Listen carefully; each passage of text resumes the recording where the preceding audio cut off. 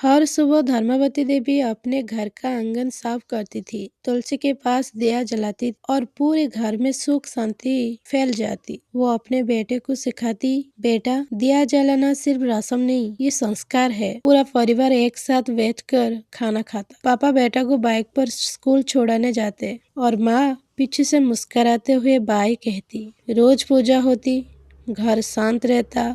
वक्त बीत गया, बेटा बड़ा हो गया। पापा दुकान ले जाते, गांव के लोगों को सामान बेचते, गोदाम से माल उठता, मेहनत से घर चलता। एक दिन माँ की तबीयत बिगड़ गई, पापा घबरा गए और माँ बीमार होते हुए भी तुलसी को जल देती। उसी दौरान रिश्ते की बात चली और बेटा के लिए लड़की पसंद आ गई।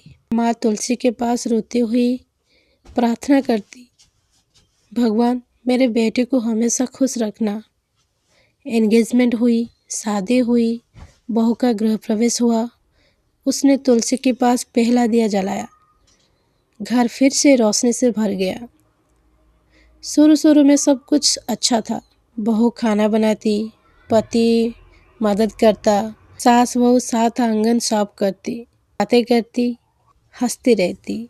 सुबह का शांत माहौल, आंगन में हल्की धूप फैली हुई है। सास बालों में तेल लगा रही है, बहू प्यार से पास बैठकर मदद करती है। दोनों के चेहरे पर मुस्कान है, बातें हो रही है जैसे माँ और बेटी के बीच होती है। किचन में बहू जल्दी जल्दी लंच बना रही है, हाथ तेज चल रहे हैं, पर चेहरे पर शिकायत नहीं, सिर्फ जिम्मेदारी। चाय और स्नैक्स के साथ बातें होती है। धीरे धीरे बदलाव आया, बहू रात भर मोबाइल चलाने लगी। तुलसी में पानी न पूजा, सास समझाती रही, बातें अनसुनी हो गई। तुलसी सूखने लगी, घर में झगड़ा बढ़ने लगा। गोदाम में अचानक आग लग गई, परिवार घबरा गया, हर कोई एक दूसरे पर चिल्ला रहा है। बहू को गलती का दोष दिया जा रहा है, बहू डर और पछताव में है और घर का माहौल टेंशन से भरा हुआ लग रहा है। भय का माहौल, घर अब पहले जैसा शांत नहीं रहा। दुख से भरी बहू घर छोड़कर चली गई। एक पेड़ के नीचे बैठकर रोती हुई बोली, हे माँ लक्ष्मी, मुझसे गलती हो गई।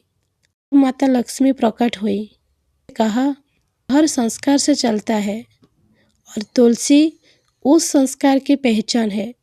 अगली सुबह वापस लौटी, किसी को पानी दिया, दिया जलाया, किचन में भी दिया रखा। धीरे धीरे घर की खुशी लौट आई।